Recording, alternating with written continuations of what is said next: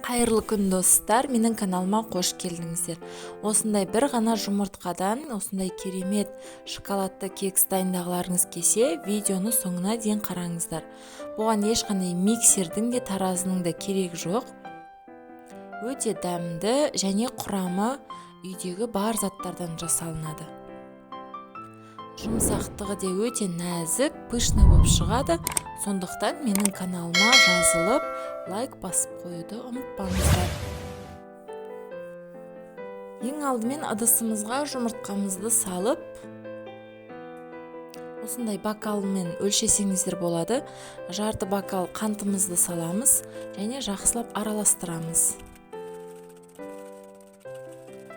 Тура сол бокалмен тола ағылмай сүт құямыз және жарты қылып сұйық май құямыз. Барлығын жақсылап араластырып, тола стакан ұн саламыз. Барлығын жақсылап араластырып аламыз. Және разрыхлитель салыңыздар, бір ас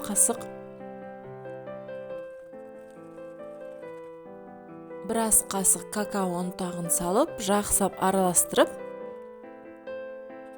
форма салатын ыдысымызға кез келген формаға барлығын бөліп құйып шығамыз. Мен 2 ас қасықтан құйдым және 15 минутқа 180 градус қызып тұрған пеште пісіріп аласыздар.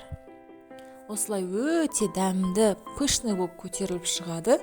Барлығыңызға жасап көруге кеңес беремін. Ораза айында ауызашарға дайындасаңыздар, керемет десерттердің бірі. Және осы сияқты үй жағдайында өте дәмді десерттердің рецептін жіберіп алмас үшін менің каналыма жазылып қойды ұмытпаңыздар.